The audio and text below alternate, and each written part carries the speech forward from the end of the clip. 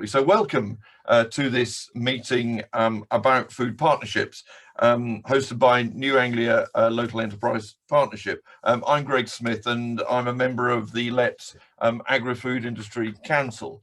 Now, the Agri-Food Industry Council is one of the LEP's priority sector advisory boards that provides strong and clear leadership for the industry in the region.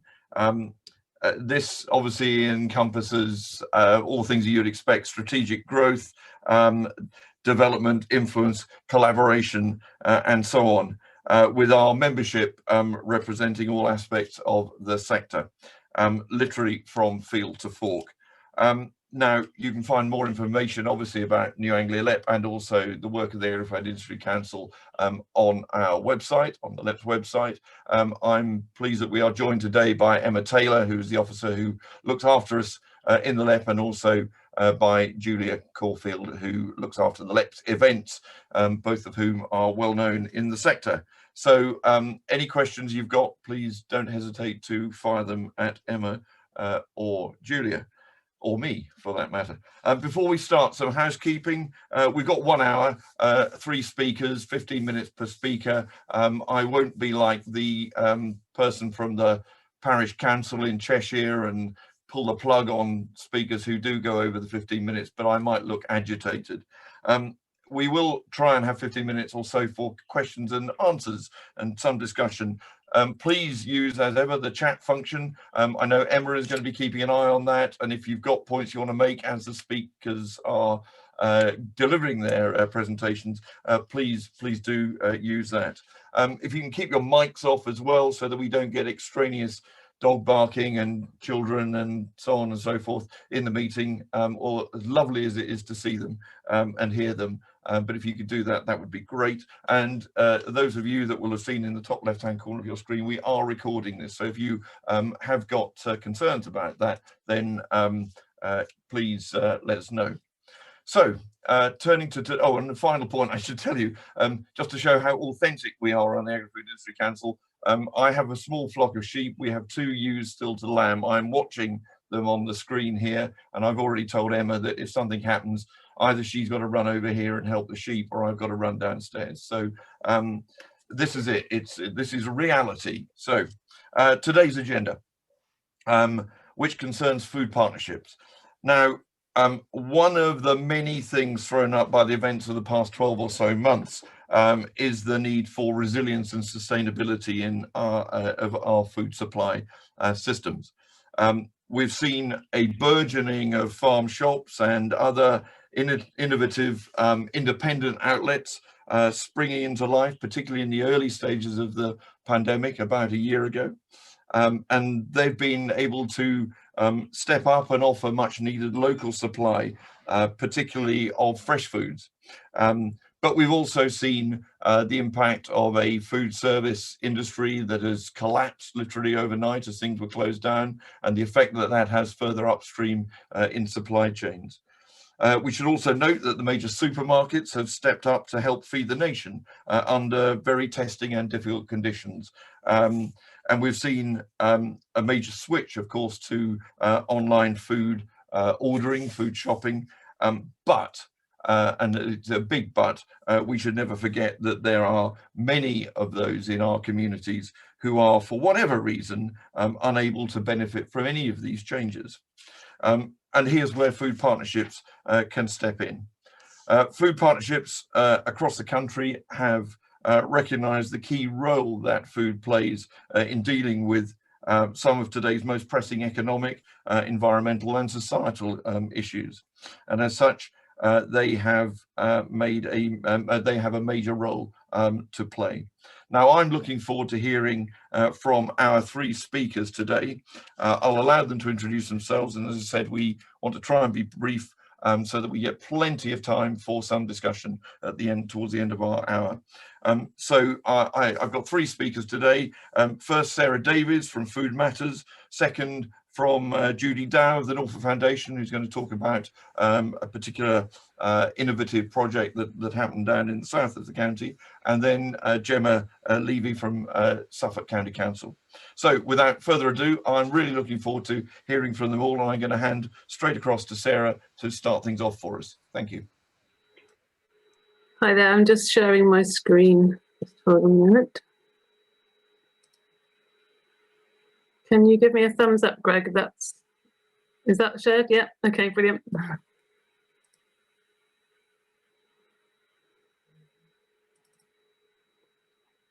Okay, so as Greg said, yeah, I'm Sarah Davis from Sustainable Food Places. I work for Food Matters, and Sustainable Food Places is a national programme which has been running probably for about 7 years now, and it was previously called Sustainable Food Cities. So the first 6 years of our work was focused on sustainable food partnerships in cities. And it's a programme that is led by the Soil Association and Sustain and Food Matters. There's 3 national organisations, and it covers the whole of the UK. And at the core of the thinking behind the programme is the development of a cross-sector food partnership. So by cross-sector, we mean looking at public sector, private sector, as well as the voluntary and community sector coming together. And it's focused on looking at the whole of the food system. So not just taking one agenda, whether that's health or economy or environment, for example, it's looking at how we work to transform the whole food system so that it delivers for health and economics and on the climate change agenda. And at the core of the programme, it's about developing a collaborative vision and food strategy for your place, along with an action plan. So on our website, if you have a look at Sustainable Food Places, you'll see that there's 6 key issues. Because the Sustainable Food Agenda is very, very broad, we find that it's helpful to frame it around these 6 key issues. So you see good food governance. So that's about taking a strategic and collaborative approach to governance in your food partnership. Good food movement is around building public awareness of the Sustainable Food Agenda and active food citizenship. Healthy food for all, which is focused on tackling food poverty and diet-related ill health. Sustainable food economy, which, as you've already suggested, it's around creating a vibrant and prosperous and diverse local sustainable food economy. Catering and procurement covers, as you can imagine, food in schools, hospital procurement and other local authority procurement, for example. And then food for the planet includes looking at tackling climate and nature emergencies. So that's looking at sustainable food and farming practices and an end to food waste. So those are the key issues that we look at, and we have a network of approximately 55 members. Now, like I said, most of those are in cities, and the counties are a new venture for us. This is what we looked like when we were happy and we could come together. Hopefully we're still fairly happy. Sustainable Food Counties programme. So as I said, it's a new focus. We've been looking at it for about 6 months now. And it's part of a new phase of funding and work that we're doing, which is also involving looking at the devolved nations. So we're creating and supporting the development of food partnerships in Northern Ireland, Scotland and Wales, as well as in counties in England at the moment. And what we've done so far is to create a sort of development programme, if you like, for sustainable food counties. In January this year, we offered out some development grants, not particularly large, just fairly small grants, just to kickstart activity in counties. And we've given grants to Devon, Cornwall, Herefordshire, West Northamptonshire and Lincolnshire.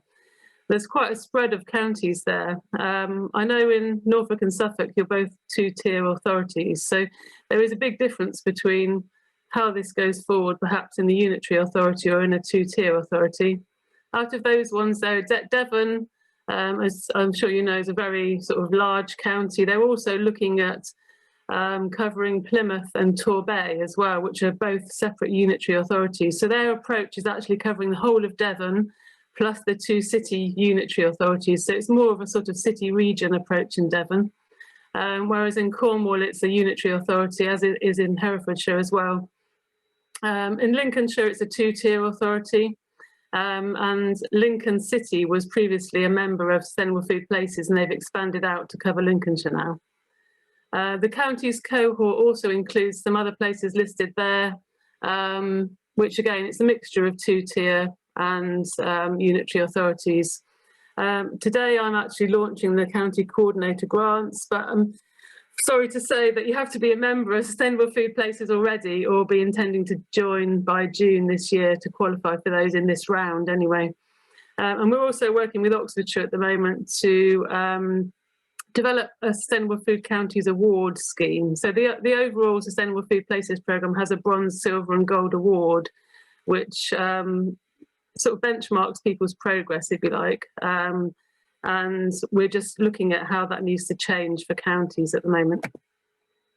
So I was asked to look at some of the sort of like good practice around the country. And to be honest, my first point of call would be to say, have a look at our toolkit, because even though we've been predominantly working in cities, there's a huge amount of learning that can be shared from the cities that we've worked in. And on our website, we've put together the Sustainable Food Places toolkit that takes, it really is a very, very practical toolkit that takes you through everything from examples of online surveys or questionnaires that you can do, looking at how you might run focus groups, how you might work sort of through a participatory process with your steering group. And there's lots of very practical actual sort of facilitator guides and workshop guides that you can actually apply or obviously adapt them for your own use. So that's the first thing to mention. The main thing we would say if you're starting out and thinking about a food partnership is to listen to people and really look at listening. You know, in all, you've got a large county, and that's one of the challenges. When you're working at a county scale, we're finding it's actually quite difficult to know where to start, because it's such a big scale. So it is about starting to listen to different communities of place and communities of interest to find out what are the key food issues for the stakeholders in your place. And how do they see themselves engaging with your food partnership, and just so that process itself, sort of mapping out what's already happening, where are the gaps, where are the opportunities, is the first point of call, really. And then the other key principles that we would usually work towards are around, particularly around the governance of the food partnership. So making sure that it's representative, so not just representative of the food system agenda, which might include people representing businesses or procurement, or looking at hospitality, or whatever sort of the actual food system representation it is itself. It's also about representing place. So if you have district councils, how are they going to be represented on the steering group? It needs a bit of thought around that as well. Democratic accountability, we find that in some of our food partnerships, they do elect the steering group. So they have a wider membership, which they then elect people onto the steering group in particular places, or they might elect the chair. And there might be some transparency important as well in terms of how you make decisions, particularly if you're looking at how you're prioritising your aims and objectives. For example, when you're writing a food strategy, it's helpful to have a very transparent process from listening at the early stages to sort of refining that into your overarching aims and ambitions. And then inclusivity as well. So we would say a lot of our thinking is around building participation into every step of the way. So it might be around a participatory approach to developing your terms of reference, or looking at how you map the food agenda, if you like, or how do people participate in your strategy. So that's what we focus on a lot within Food Matters. And then finally, the 2 points at the bottom there, it's about embedding food into top tier policies. So some of our food partnerships start off by conducting a food policy audit. So they actually audit all of the top tier policies of a local authority. So you might be looking at the health and wellbeing policies, you might be looking at climate change strategy, economic development, the local plan. Where does food appear in all of these policies, and where is it absent? Where should it be? And to get a really clear idea across all of those top tier policies about where food features and where are the opportunities within those policies to push the agenda. And finally there, I think it's really helpful to have a clear sustainable food message. So to be really clear what you are asking of people, because it is quite a complex message around sustainable food systems, and people are not always clear what that means for them. So it's really about having a clear ask. So what is the ask for schools, for example? What is the ask for food businesses? What's the ask for individuals or for communities or for public sector institutions? What is it that you want them to be actually doing differently as part of a sustainable food future? So those are some of the sort of top tips we would say to getting started on the right foot. I've given a slightly too complicated picture here, but I can talk this through with anyone who wants to discuss. So the pink blob in the middle, which I'm not sure you can read all the text, but the pink blob is the actual steering group itself. And then when you're thinking through representation, you might want to be looking at a series of cross-county themed working groups, for example. So you might have a working group around procurement, a working group around food and climate change, or a working group on food and health. And they might be each represented on the overall steering group. And then depending on how much local food activity there is in the individual towns in your counties, you may have existing local food groups, which may also, these are the sort of purple blobs around the outside of this diagram. And there may be a way about those having that representation on your steering group as well. So there's different ways of doing it. There's no one answer. So it is about thinking it through locally, really. And then just to finish off, just some examples of what makes a sustainable food place. I haven't got an example from a county because, as I say, we're just starting out really on the county's programme. In Middlesbrough, for example, this is some of the activity they've been involved with. The council itself has developed a sustainable food policy. They have an investment strategy that actively supports the development of healthy and sustainable independent food businesses. They've set up a new city centre food quarters, and they're celebrating local food with weekends, restaurant weeks, and an online directory. And then they also have Food for Health Awards, which is a certification scheme which recognises and rewards businesses that offer healthy and sustainable food. So again, that's been rolled out across schools and nurseries in lots of different venues across their area. So that's just a couple of examples. If you want to get some inspiration, I would suggest going to our website and looking at the award holders. Everyone who has a bronze, silver or gold award as part of our programme is they actually publicly share the contents of their award, which gives you all the examples of what they've done to achieve their award, and they're available online on our website. So have a look at those for inspiration. And I'm keeping it short, so hopefully that's short enough, Greg. I'll stop sharing. Thank you. That was excellent, and I think certainly I've already flicked into your website just to have a look at. Not that I wasn't listening to you, but just to sort of have a look at some of that and try and understand about sustainable food partnership networks. And no doubt this is something, noticing the slight sort of gaps in the eastern region on your map. This is something that perhaps we need to address in slower time, knowing full well that we actually have quite a lot of the components that we might be looking for over here anyway. So okay, we'll if we can save up questions. I think we are probably building up a few of them already, but let's save up questions, and without further ado, let's move to and thank Sarah for that to set the scene, and let's move to some local stories. Firstly, we're going to hear from Judy Dow from the Norfolk Community Foundation, who's going to talk about what they have been doing and their support for an initiative down in Thetford. So Judy, over to you. Thank you very much. Good morning. Well, I hope most of you know about the Norfolk Community Foundation. We are a charity dedicated to building stronger communities from the ground up and improving the lives of people in Norfolk. And we would say a strong community is one that is vibrant and equitable, with opportunities for all, now and always. So we provide funding and guidance for Norfolk charities and community groups, and we stimulate and innovate change in our communities. A little bit of background. Over the past year, the Foundation has led the charity response to the pandemic in Norfolk, and we've worked in partnerships with both national and local funders, with local government, local charities and communities to make sure help was provided to those that needed it most. And working together, we've distributed £4 million of vital funding with 1,300 grants to local charities and community groups. And those charities were doing a whole range of things, from helping to deliver essential food and medicine, working to support mental health, offering debt advice, helping to protect women and children at risk, keeping people connected, ensuring our homeless had somewhere to go. I mean, they're the very fabric that holds our communities together and are a huge asset to the county. One of our innovative programmes is Nourishing Norfolk, and in particular our food partnerships, aiming to bring longer-term sustainable solutions to address increasing food insecurity throughout the county. Now, we realised fairly early on in the pandemic that 25% of our funding was being used to support families struggling to put food on the table. And many of these people had just about been managing before the pandemic, but furlough, redundancy, reduced working hours and real uncertainty has meant they could no longer make ends meet. Now, this problem is not going to disappear, but funds for emergency response will and is. So we knew we needed to look at a long-term sustainable solution to the problem.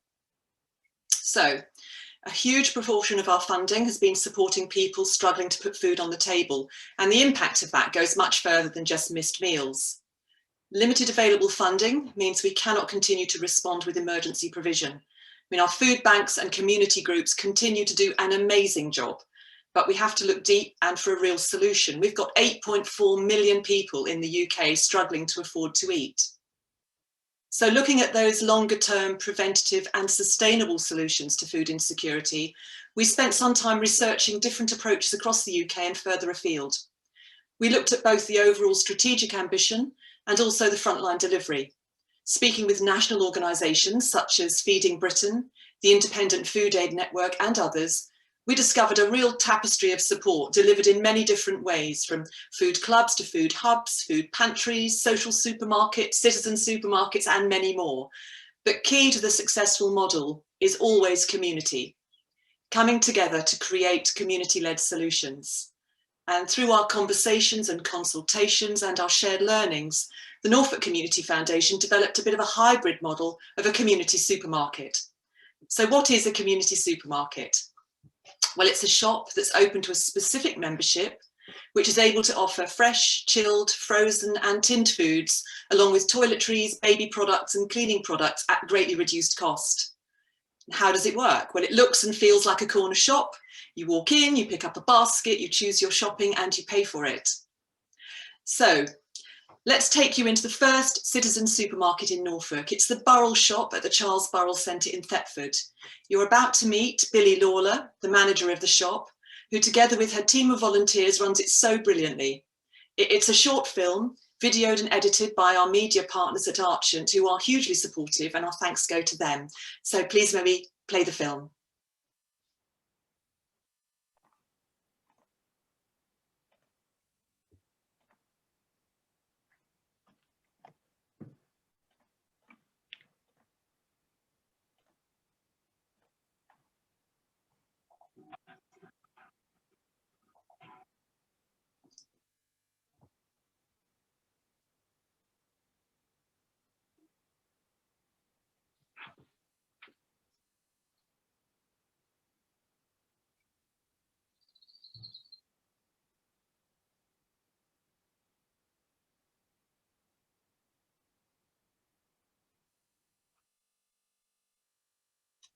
Has anybody got any sound on theirs? Because I can't hear anything. Oh, no, I'm glitching on this, I'm afraid. Okay, well, don't worry. Let's just play the film. As you'll see, that's Billy, and she's walking around the shop. She's just telling you a little bit about how people can join, which I will go into a bit in a moment. But as you probably saw earlier, it looks like a shop. We've got shelving with freezers, chillers, and you can walk in and see that there's a huge assortment of food and provisions there. So you've got the chilled food, so you've got the milks, the dairies, all of the meats, cheeses. We've got fresh fruit and vegetables, tinned supplies. We've got an awful lot. Oh, it seems to have stuck completely now, doesn't it? Do you want me to keep playing it? Will it carry on working? Oh, yeah. It would be nice just to see inside the shop a bit more, which will happen in a moment. Billy is explaining how the membership works, and I'll go into that in a sec. But the Burrell shop was set up at the Charles Burrell Centre purely and simply because it was such a trusted place. Oh, here we go, we've got back into the shop itself. So you can see the branded items in there as well. And we've got support from the Country Food Trust, who've been absolutely brilliant. And I know Nick Chapman is on the call, so he's the CEO of the Charles Burrell Centre, joining quite recently, but he's been really helpful in driving the whole agenda forward for the other additional support that comes from the shop and all of the additional activities that go on around it.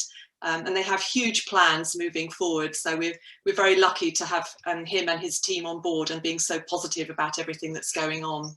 It's a shame we haven't got her talking, because Billy is so eloquent, so enthusiastic, and absolutely driving this whole thing. Okay, perhaps we'd better leave the film for the time being, and maybe people have an opportunity to watch it later on. I've just shared it in the chat, Judy. That's really kind, thank you. I'm so sorry it didn't work, but I had a few problems with it myself, so it might not just be with you, it might be them. So Billy was going to be talking about the membership. So criteria will vary depending on the local need and the location. So it may be based on geography, it might be referrals from professional agencies, it might be for a modest financial contribution or an open membership. And for the Burrell shop, membership is open to all who live on the Burrell ward, but there is a certain amount of flexibility, and I know that there are plans afoot that might extend that membership a little wider. So where does the food come from, and what about the supply? So the foundation, we've sort of developed quite good relationships, or really good relationships, with food redistribution companies such as Fair Share, His Church, Neighbourly, Banquet and others, who redistribute surplus food and provisions across the country. Food heading to waste is also utilised, and we've also developed relationships with other food providers to charities such as the Country Food Trust and Hubbub. And we've complemented this with local arrangements with, for instance, the farming community in Norfolk, who have donated or provided at very low cost potatoes, onions, carrots, eggs, etc. And local arrangements with national supermarket chains as well. And I know that Nick is just exploring how to expand a particular partnership with one really large supermarket at the moment. So it's that sort of local connection that's been really so positive. And they've recently taken advantage of some national offers and acted as a hub to bring additional supplies to the wider community.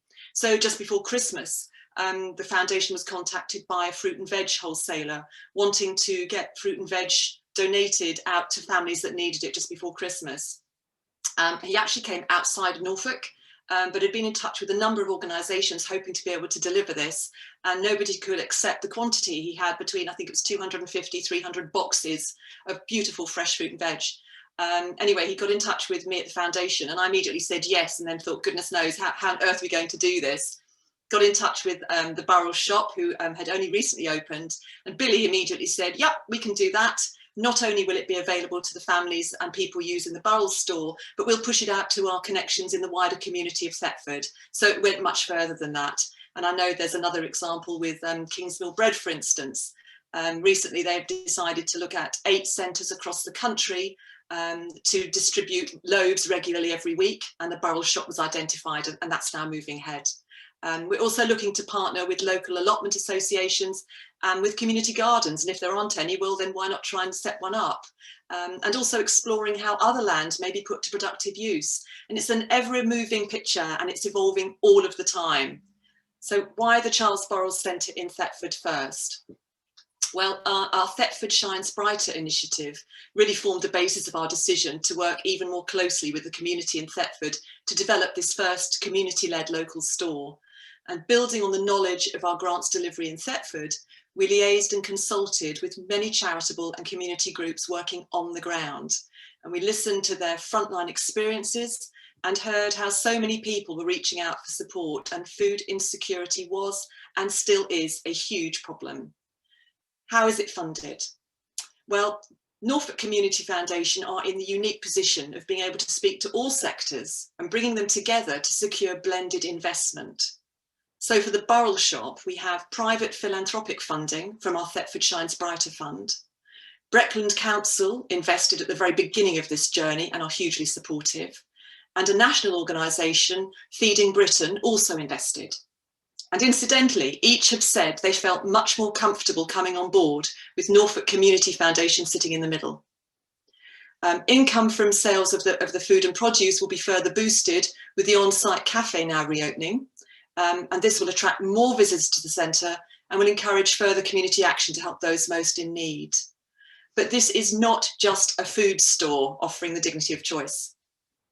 The community also benefits from wraparound services being on offer, not only in this trusted space, but also in signposting to others. For example, debt advice, budgeting support, support for mental health issues, help to access the jobs market. It allows members to make food choices with healthy living inspiration and knowledge sharing, and that's contributing to a greener local economy through the reduction of food waste and food miles.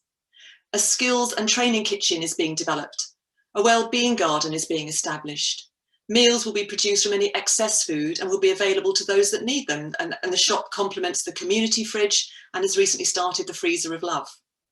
The Burrells shop is now a registered food bank, a hygiene bank, a credit union is planned. It's a retail training hub for skills development with volunteering opportunities and some paid employment for local residents experiencing a range of barriers to employment. There are 2 young people, part of the government's Kickstart programme, who are about to start working in both the supermarket and the cafe. This is so much more than a shop. It's a real community hub with the joy of food sitting in the middle. And we at the Foundation have ambition. We have huge ambition. And following consultation with local communities, further locations have been identified, and the Foundation are spreading food partnerships across the county, always looking to complement and enhance the tremendous activity already in place. We're also looking at a mobile version, a double-decker bus to visit our more rural communities and areas of highest deprivation. And the bus would offer a grocery section, cafe space, and internet and advice space. Again, local partnership with existing charities and community groups is crucial, as is the support of the local philanthropists. The partnership with local authority and the national organisations is also vital to deliver that blended funding and additional support. So it's a real coalition of local organisations who come together to take joint action. And it's really the diversity of the partnership which contributes greatly to that long-term sustainability. And I have a few comments here which Billy shared with us and is very happy for me to share with you, made by members of the Burrells shop. So the first one is from a lady called Sharon. And Sharon has said, shopping here has saved me enough money that I don't have to worry about putting the heating on. Last year we were freezing cold throughout the winter. And another one, Marie, thank you for the advice about applying for the Breckland grant. I qualified and can now afford my washing machine and can get through the winter and into the spring. And my sort of favourite one, because I think it just encapsulates everything we're trying to achieve with the wonderful people at the Charles Burrells Centre to support their local community, is from Michelle. I went past the shop by mistake as it looked so much like an ordinary shop. I didn't believe that's where I personally was going. It's so unembarrassing to shop in here. I know I haven't much money, but I do like to pay my way. I don't want handouts. So we're 6 months in and are about to look at the evaluation of the success so far of the Burrells shop. And we plan to do this in a variety of ways. I mean, it's hugely important to evaluate as you go. As we'll all be aware, money is quite tight, and we need to ensure that the people that have invested in the Burrells shop and in these bigger and wider food partnerships feel that this is what they need to be doing. So we look at a number of sort of ways of measuring, if you like. So we've got the financial, which is a really simple one, the number of member households, how often they shop, how much they save, and what that collective saving is. Then we've got the health measurement, impact on the fresh fruit and veg consumption. How much more are people buying in that? The fresh sections. Have they tried some new healthier products? Sharing new recipe ideas, and particularly from the different cultures. And of course, improved mental health by feeling much more attached to the community. And we have an environmental measurement, which is a volume of supply from local sources. That's the reduced food miles, hugely important, that sort of local network coming together and supporting what's going on. And of course, the volume that's been redirected from food waste, that's a hugely important measurement. And then we have sort of other measurements, really, the impact on the reduced demand for the food bank support, because it very much is a complementary service. And in the longer term, perhaps looking at the number of members who are managing to migrate away from using the supermarket. And we'll look also at surveying the volunteers, the people on the work experience, the Kickstart programme, and all will be supplemented with feedback and comments from members and of course from the staff themselves. So this barrel shop, this programme really illustrates the power of partnership, how with pooled funding we can act, and how we can bring about long-term change through innovative activity. And really importantly, the barrel shop also plans to be fully self-funded and sustainable within the first year of operation. So that's a bit of a whistle-stop tour. Please do have a look at the video when you get a chance, just to hear Billy saying and explain so eloquently what it's meant to both her and to the members that are using it.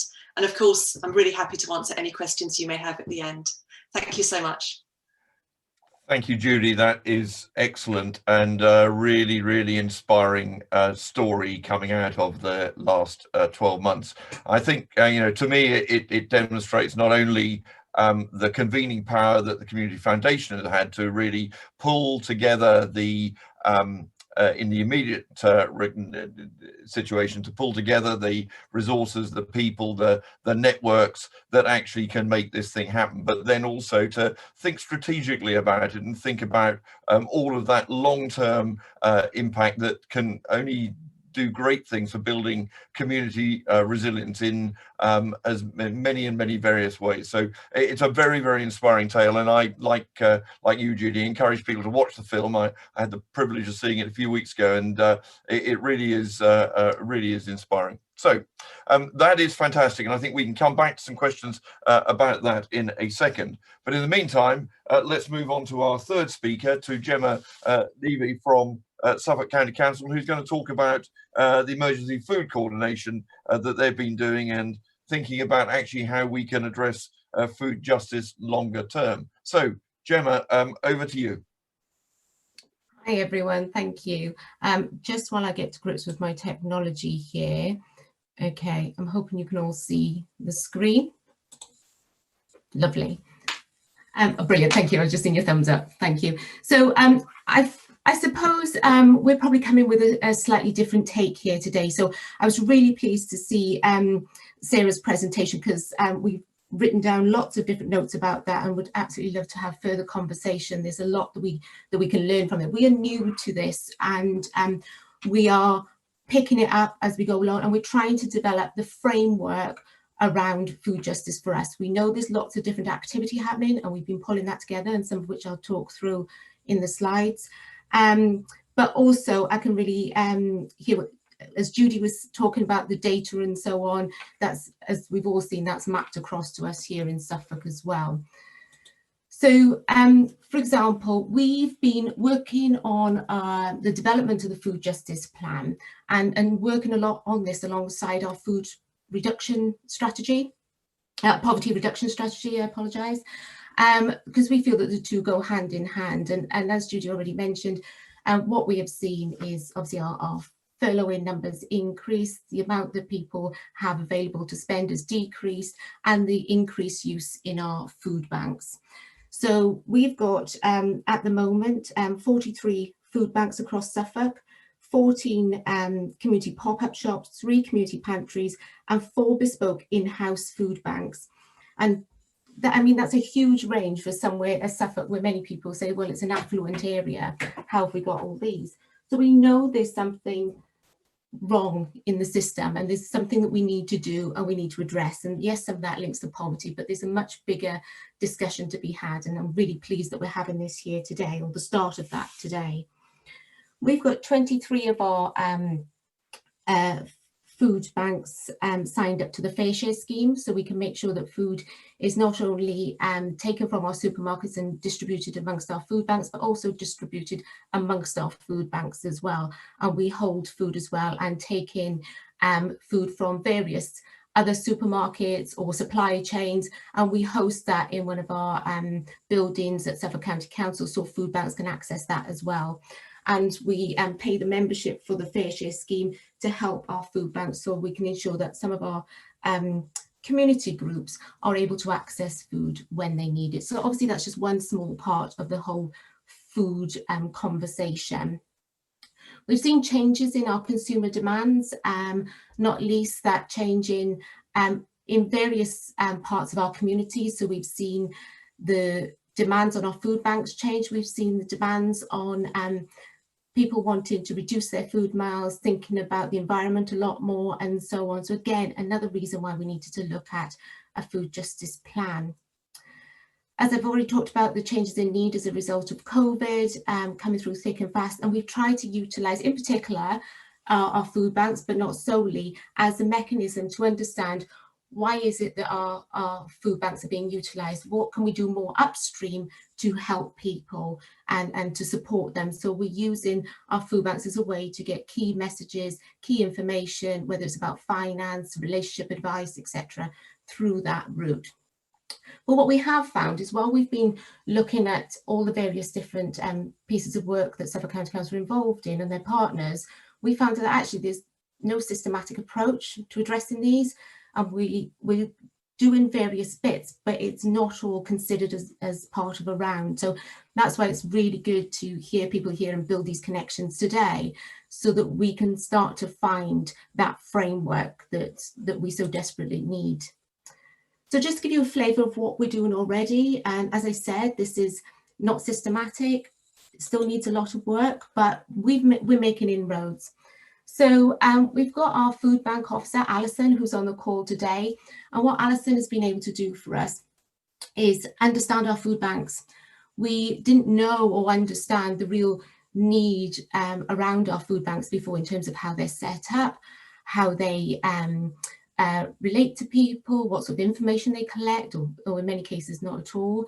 But just building that really strong relationship with them so we could have a really good understanding. We wouldn't know how many we had. We wouldn't know how many had been and gone, the demography of the people using our food banks, or the needs of the people using our food banks if Alison wasn't in post. And we've also been able to link our food banks up to testing sites as well. So we're testing kits out through our food banks to help with COVID, as well as all that information and advice. And they've been wonderful, really wonderful. So Alison is leading on that and can really talk to you about the detail around our food banks.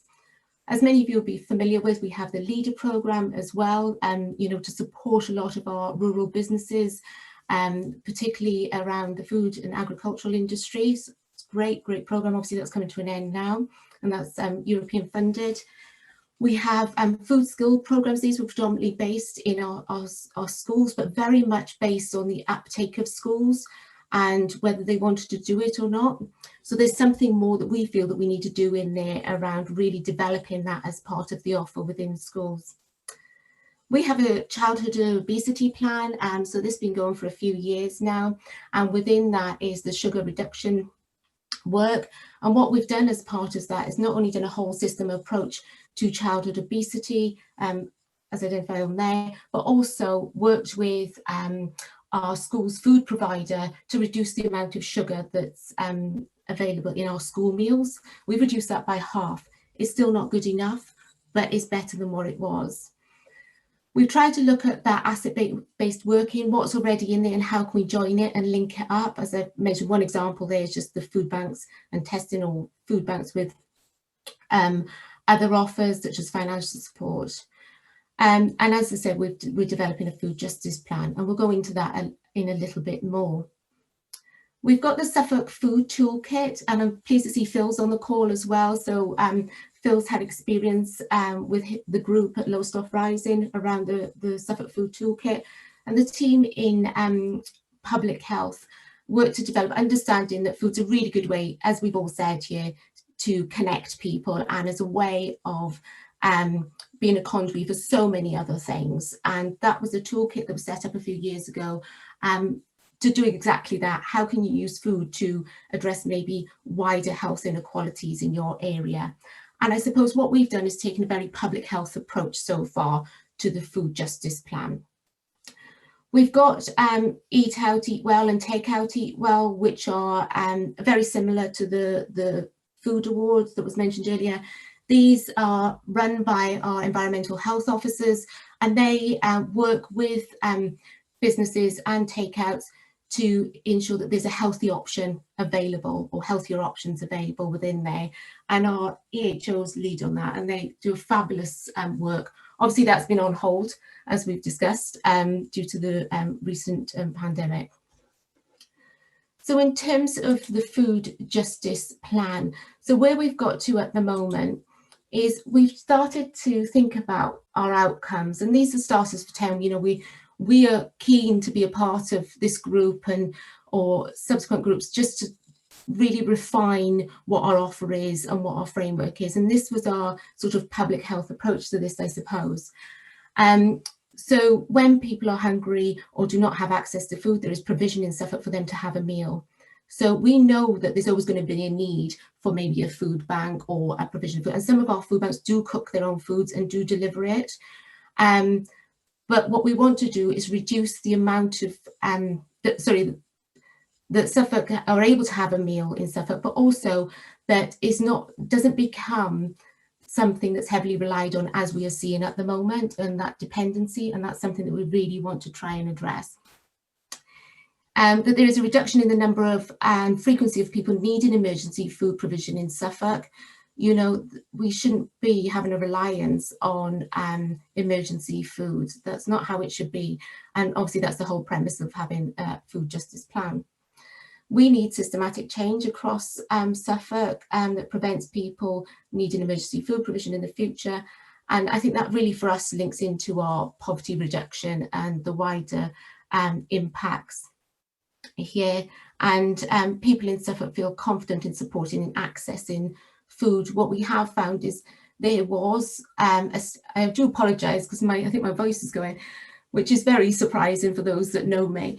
I think so having confidence in accessing food. So what we did find for a while is there was a real stigma for people to admit that they didn't have food, didn't know how to access food or even attend, say, a food bank. And there was a lack of understanding in terms of maybe growing or linking into their local offers in the community. And for me, the whole community growing is really close to my heart. I've been heavily involved in that over the last year. So that's a real plus for me, more of that. But I'm less familiar with how we can disrupt change in that sort of procurement space, that strategy policy place. And that was something I really feel that it'd be great to get to grips with in Suffolk. So as you can see here, our principles that we're developing are really around those public health elements, which is prevention, protection, promotion, population health assessment and surveillance. And this was a way for us to try and, if you like, understand where we needed to target and what we need to do across Suffolk to make a change, you know, at every level, all the way from policy down to community and back up. What we've currently got is just sitting under some of those principles and outcomes, is that when people are hungry and do not have access to food provision, there is a meal for them. So some of the work that we've already got going on is the Suffolk Advice and Support Line. So that's about encouraging people to access the support they need that can hopefully mean that they are less worried about being able to provide food. So that could be financial support. We've known that it's not just about the money in the pockets, but there's also a link to domestic abuse where people being at home more, there's been domestic abuse, the financial constraints on people around that, they've been unable to buy the food that they need to buy or have the money to buy the food that they need to buy. Our local welfare assistance scheme, so again, this is about how we can provide financial support to individuals. So for those big ticket items, i.e., you know, white goods, food, but these are temporary. These are based around COVID at the moment, you know, so what's the long term for those? We obviously have our pink orange offer, and I know that's happened in Norfolk as well, which is the free school meal provision for children in the holidays. Obviously, we've got our food banks. We want to really utilise those as assets to provide information. And we've got our emergency food provision at the moment. And obviously, we're looking at the future of the Holiday Activity Fund and how we continue that. And that's about, you know, activities and food during the holiday season. So, and these are things that we need to consider, ensuring that our food banks have access to a wide variety of food that are nutritious and meet the requirements of its users. We know that a lot of our food banks, particularly in Ipswich, will only have fresh food because of the community that they serve. That's great, that's wonderful. That's what we need to see, is that diversity. That we share that best practice. There's an increasing general awareness of food poverty. I don't think that's really commonly known unless you're in that world. I don't think that's widely known outside of the world that we're in. And that we work more with our schools and our free school meals coordinator to encourage eligible families to apply for this free school meals, develop and create options around that crisis support for people experiencing hunger, and to recognise that food poverty is not something that happens in isolation, as we've all discussed so far. I'm not going to go through all these because you will have the slides, and there's much more. There's slides in front of this with all the data that you can have access to.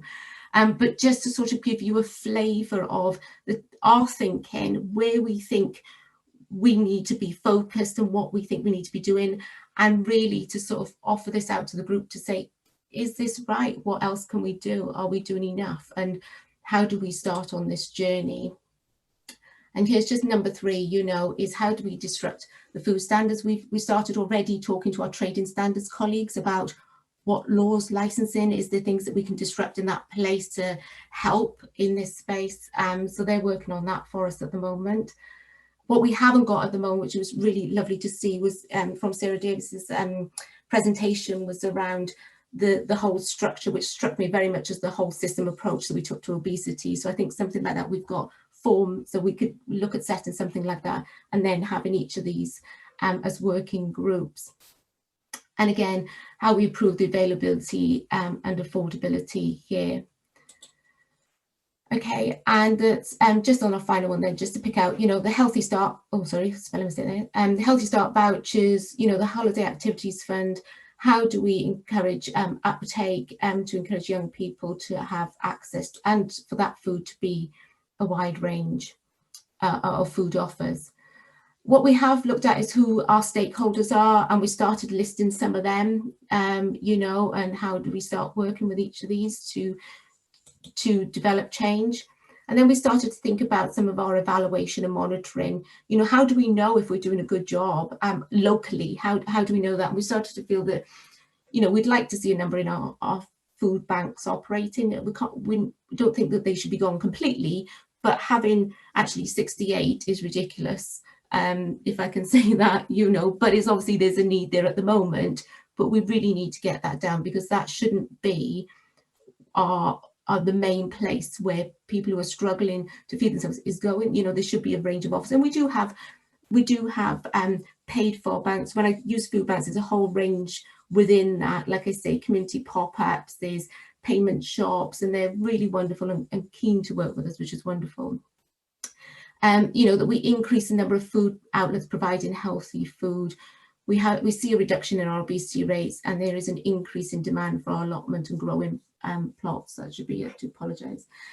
So I suppose that's where we're at the moment. And our call to action from this group, or members of this group, is to talk to us and, what is it that we're missing? What else do we need to do and consider?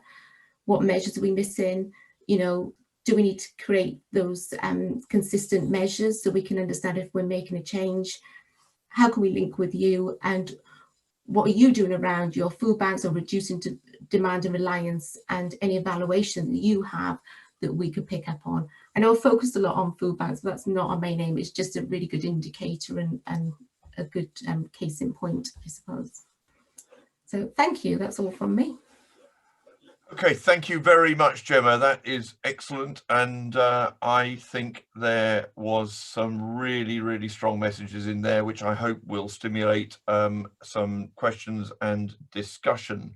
I think while we're waiting for those, can I just say to you, if you want to bang a question in, please use chat or put your hand up. I will try and look at little hands as well. Come on, expand. There we go. Okay, so if we see some little blue hands, I mean, I think for me, Gemma, you hit the nail on the head. We are moving from contingency and moving. We've been doing things in the food bank space for a long time now, but obviously the events of the last 12 to 15 months have really highlighted the importance of this. And I think we're moving from contingency into also into a position where this has now got to be sustained, and we've got to take the best of this and continue to develop it into the future. How we do that is clearly, as you said, a whole system approach, and taking that very joined up collaborative approach is really going to be the way that we can embed some of the long-term change for the better. And perhaps if we can just start, I mean, if I can go back to Sarah, and Sarah, I mean, I noted earlier that it looks like the eastern region, save for our friends up slightly further north of us in Lincolnshire, is a little bit of a desert with regards to sustainable food partnerships, and I'm interested to see how you might feel that we could or should become more involved in what you are doing. Yeah, I'm not quite sure why. I mean, I've worked in the local food sector for quite a long time, and East Anglia used to be one of the leading lights of the movement back in the day. Back in, I don't know, I'm thinking about 15 years ago now. There used to be East Anglia Food Link, who was sort of like looked to from across the country for inspiration. So yeah, there's a history. It just needs to be put back together again. I don't know. I mean, from what I'm hearing, I mean, it really does sound like people are starting to think more diverse than the food bank model, and starting to look at how that sits within a much more diverse set of ambitions around the whole food system, really. And thinking beyond, you know, what are the underlying causes of this, and how can you actually create a food system that not just resolves some of the inequalities and food poverty issues, but also addresses local economy, as well as looking at food and climate change. I mean, I think food and climate change is obviously key, and it's quite a challenging one for rural areas, particularly for livestock farmers. But there is, and you know, it's about how we transition and how do we start addressing, how do we even start talking about some of these issues in rural places. So it's not easy to keep all of these elements together in a sustainable food partnership, but I think it is important, and it's, you know, some areas will always be much more advanced than others, and in the network that we have, you know, it's not usual that a sustainable food partnership has a sort of united front on every single agenda and is progressing them all equally. They tend to sort of like wax and wane a little, and they'll be sort of focusing a bit more on one than another, and there'll be tensions and things like that. But I just think don't shy away from bringing them together and having some of those difficult conversations, and start seeing what's possible. And if you actually look at what's already happening across your areas, if you actually look at, and all of those key issues around sustainable food, what's already happening, and you'll find, if you look carefully, there's a huge range of stuff that will be already happening in all those different settings. And if you can capture that as a starting point, then you can start to build and start to look at what the opportunities and what the gaps are. And I would start there, really. Yeah. I can only agree. I think we have got a sizable number of the components that perhaps we'd be looking for already here, and a real history of being deeply involved in food in many and various ways. So I think it would strike me that maybe this is an area we need to take out of today's meeting. I think, and conscious of time, I think Gemma certainly made some really interesting points about getting the different players, if you like, together there. And I don't know whether, Gemma, you just want to add, you know, any comment on perhaps how you see, I know you put your call to action up there, but perhaps how you see we might start working together, whether it's a county level or even across the region. Yeah, absolutely. I mean, I think initially I would love to have some more conversations with Sarah and do a bit more of a look in your space. I think that'd be really helpful. I mean, what we're doing here in Suffolk is we are holding this in what we have as a collaborative communities board, and that collaborative communities board is made up of our BCSE sector and our district and boroughs and county council. What we haven't got on there is, say, for example, our procurement, our trade and standards, etc., etc. So, like I say, with all of this, we've got part of it. So I think initial discussions with Sarah, but having a regional meeting would be really helpful for us to touch base on, and then having some, you know, a local setup would be really, really useful. Okay, thank you. Well, I think I'm going to hand over to Emma in a second from the LEP, and I think that, you know, potentially the LEP can act as a catalyst for bringing those people together for those sort of discussions, and then making those wider contacts with organisations such as that Sarah represents. Emma, over to you. Thank you, Greg. I've really enjoyed this morning's session. I've been passionate about food partnerships for a while and wanted to kick off some discussions locally, and actually in that magic way of modern virtual world, there have been a few little conversations going offline with a couple of people on the call who I will join up afterwards. So that's really exciting. Judy, I'm interested, I won't put you on the spot now, but it will be interesting to explore whether there's a merit in a wider food partnership in Norfolk, bringing in the public sector, or whether we stay with the community foundation as the joining model for that, and whether there's scope for joining up with Food Matters there. So that's, yeah. I'm very happy to answer that now. I think the reason we sort of stepped into the space was very much driven by need. And it was just in response to what was happening to the people who were applying for our limited funding, and realising that there just was never going to be enough ongoing. And I think we've all touched on that. You know, the emergency food provision has been absolutely amazing, and I think the groups have been stupendous in what they've managed to deliver. But it's that long-term sustainable and affordable model that we need to look at. So we stepped into the space purely and simply because we are very action-driven. So we thought, well, let's just start. And it was just that. Let's just start. Let's have a go, have a look and see what's going on around, and see what's happening in the UK and further afield, and find a solution that we could perhaps drive forward. And that's the barrel shop is the result of that desire to do something.